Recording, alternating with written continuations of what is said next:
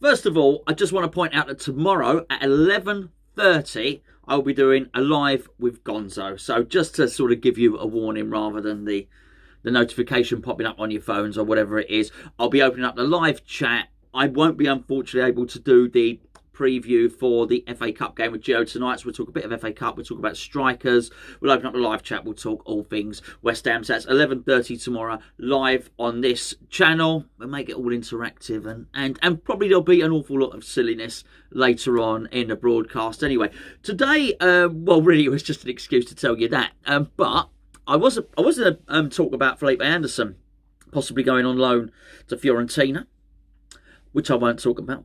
I was going to talk about the fact that we've been linked with Henry Onyekuru, which I thought quite interesting because we were linked with him before. He was playing in Belgium, looked really good, went to Everton, never really happened for him, and now he's available for 1.5 million. I thought he looked brilliant. I say years ago, I think he's still only 24 or something like that, so he's not an old geezer. I was going to talk about that. I'm not going to talk about that. Obviously, I just did. No, what I did want to talk about was this statement from FIFA, which I think is huge. I think it's huge. What does it have to do with West Ham? Well, it impacts all of football, not just West Ham. Is it directly to do with West Ham? No. But I do think that West Ham would have been massively impacted. I don't think too negatively, by the way, but massively impacted by a breakaway Super League. Now, who are the teams that want to do the breakaway Super League? Well, the teams are Manchester United, Liverpool, Arsenal and Chelsea. As I understand it, there was no immediate invite for Manchester City or for Tottenham, who would both obviously consider themselves to be sort of top six clubs. But as with a European Super League, they can't take 6 from each country. I think they only wanted 4. But it was going to be a closed shop. Those of you will know, because I've done these videos before, I didn't mind so much. I actually thought a redistribution of the wealth amongst the remaining football clubs would actually be quite exciting. I thought West Ham battling it out with Everton and Leicester and teams like that to win the Premier League title would be actually quite exciting. I wouldn't necessarily miss those big clubs if they were going to go and do that. And I actually thought eventually that would falter anyway. I thought it was an idea that would perhaps wither on the vine, because I think there's only so much appetite for seeing your team play the same people over and over again. As glorious as it might seem when the fixture comes out, that Manchester United might play Bayern Munich, you're going to get pretty bored of it once you've seen it 4 times a season. And I also think that in the current climate as well, in terms of travel and everything like that, it's a really bad time to be trying to launch a European Super League. I also think the crowds, I think it's a hell of a thing to do to your fan base. And I know we all like to joke. I use Man United as an example because it's Man United. I know we all like to joke that all Man United fans live in Surrey and all the rest of it, but not all of them do. There's a lot of them who do actually live in Salford and things like that. And I think it's a hell of a thing to do to your fan base to say, oh actually there'll be no, you won't be playing Burnley anymore, which is just up the road, or wherever else, or Manchester City, you know, Everton, who are still in the same county, aren't they? Both Lancastrian, aren't they? As I think so. Anyway, it's a hell of a thing to say we're not going to do that anymore. Your season ticket, no, you're going to have to travel across the world to watch your team play. It's a sneaky move, it's a snide move, it's a greedy move, it's not taken fans into account. And certainly I feel a move for the modern age where it's really just there to suit television and television audiences rather than the match day going fan, which doesn't exist at the moment, but we have to hope and plan that one day fans will be allowed back into football. However, FIFA are looking to head this off at the pass. I'm very rarely impressed with FIFA. I think they're an abomination of a federation, actually. I think the way they've conducted themselves, they almost act omnipotently in a fashion that Blatter was like a dictator in many respects. And the way he would go and meet heads of state, and his own self-importance is ridiculous. You're a head of a governing body for a sport, mate. For a game.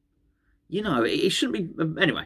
But I understand it's big bucks, and it's a big deal if your country gets the World Cup. It's good for the economy, and it's good for the overall perception of that company. But for too long, FIFA has been embroiled in politics far too much, which is hilarious, given that their own manifesto states that football should have nothing to do with politics. Anyway, that's neither here nor there. They found themselves investigated by the FBI. Serious corruption. A lot of them, including Blatter, had to be removed. It was a complete mess. But FIFA are looking to do something here, and FIFA have released a statement with all the confederations. So our confederation is UEFA, obviously for the European game. But yeah, I can't even remember what their names are. Is it CONCACAF is one of them? So you've got the Asian Confederation, you've got the South American Confederation, a North American Confederation, the African Confederation, which of course we know is AFCON, isn't it? I believe they've all come together and turned around and said, and this is really important: any player who goes off and plays in a European Super League cannot represent their country in international football. That's a good move. I think that's a really good move if you don't want the European Super League to happen. Obviously they don't, because if the European Super League happens, then they really have no power anymore. You'd have to imagine that the European Super League becomes the pinnacle of the game. At the moment, the highest level of the game, I actually think it's the Champions League, but put that to side for one side. It's either the Champions League or it's the World Cup.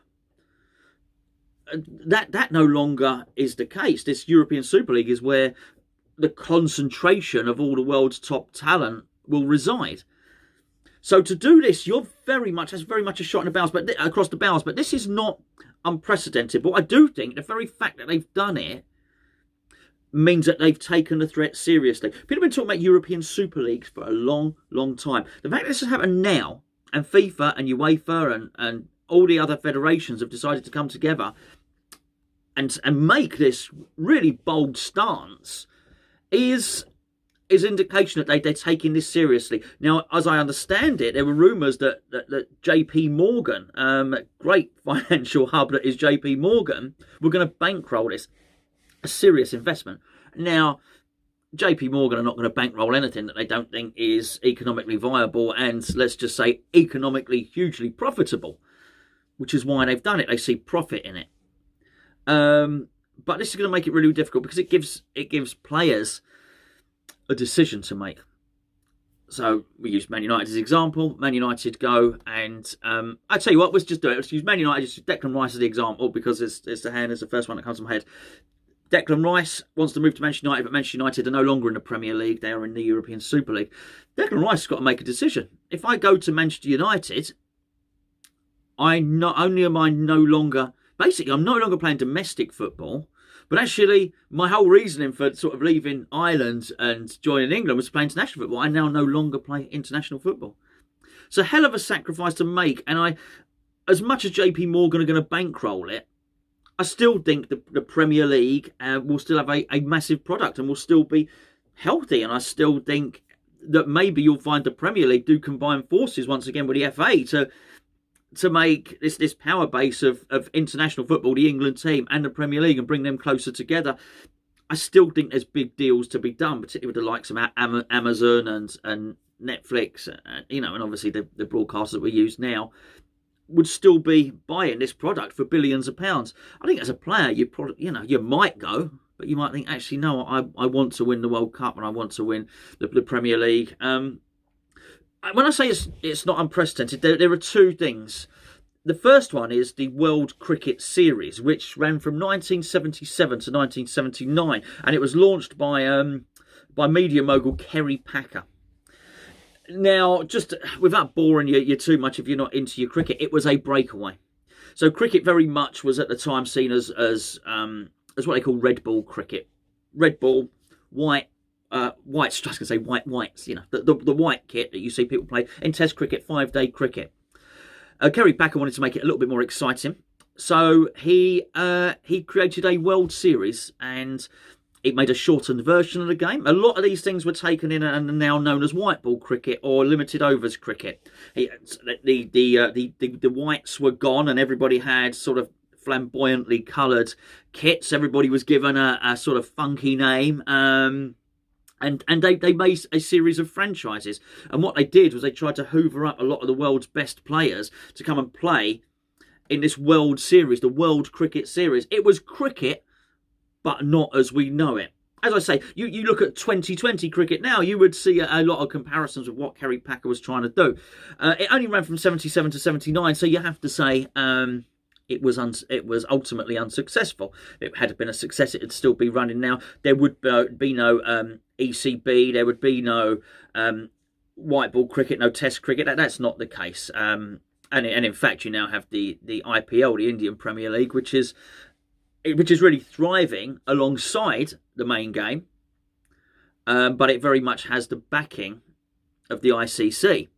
This is different. But at the time, the whole cricket community basically banned. They said, if you go and play in this World Series, you're not welcome. You cannot come back and represent your country. That didn't stop. A lot of players still went out to do it. But ultimately it failed. But there is a precedent in it. Also, there's a slight, on a smaller scale, there's another slight precedent with that, which is the England rugby team.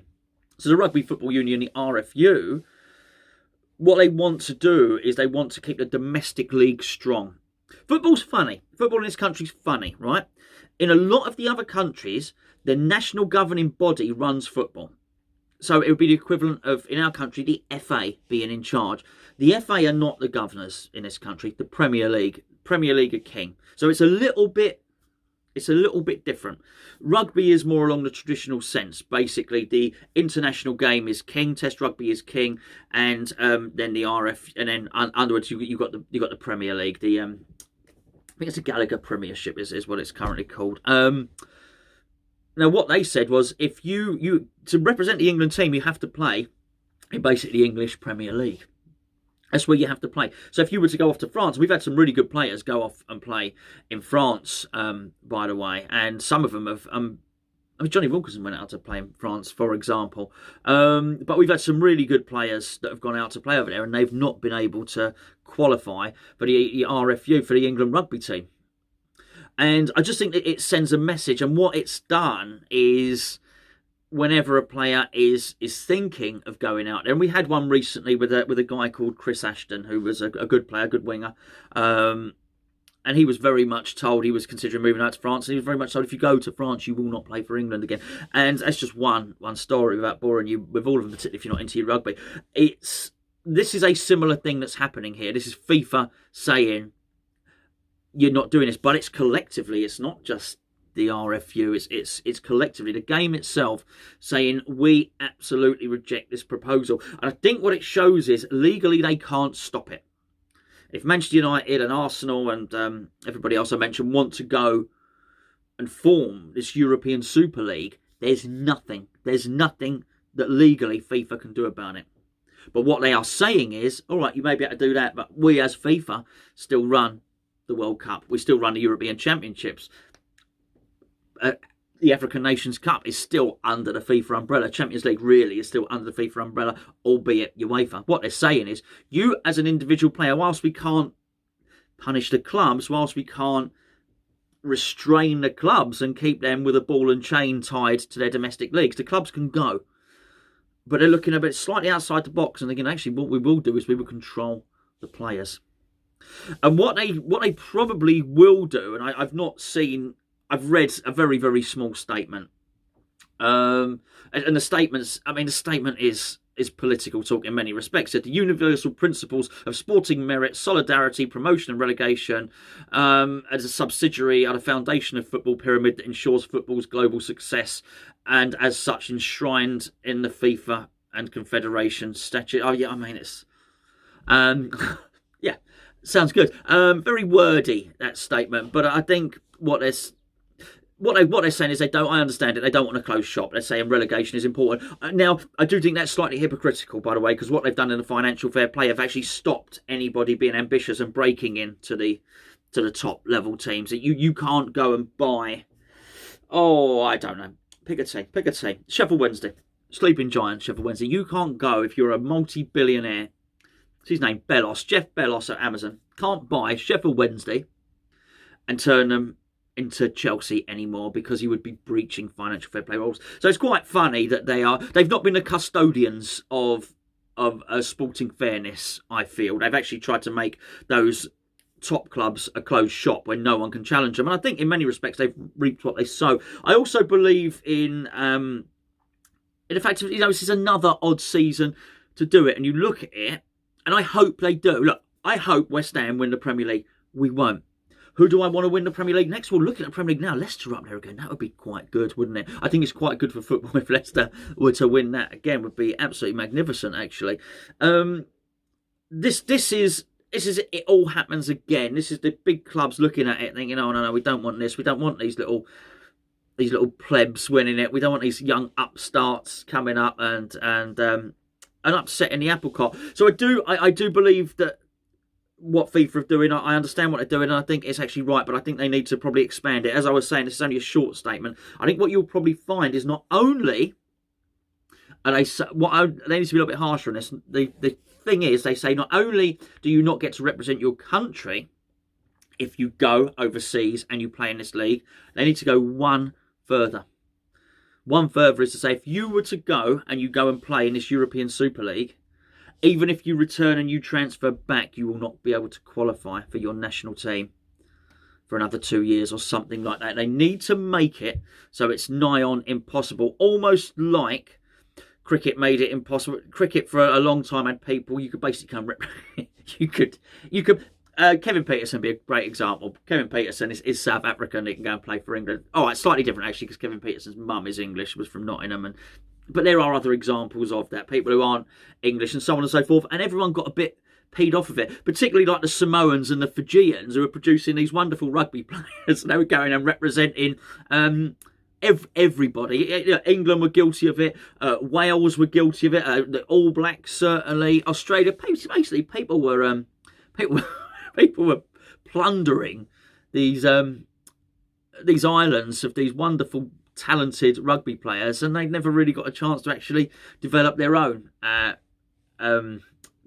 rugby team as a result. So they basically said you have to live in a country or been playing its domestic league for 4 or 5 years before you can qualify for its national team. Just stopped somebody just poaching somebody else. I think they're going to need to do that. I think they need to be harsh. I can't believe I've been talking for 17 minutes on this, but I've got quite a lot to say on it. I do think this is really interesting. Maybe not for West Ham, but football. I think it's possibly the biggest story of the year so far. This is sort of unprecedented what FIFA have done. Anyway, join me tomorrow. I won't be talking about this tomorrow. Join me tomorrow, 11:30. Live chats open.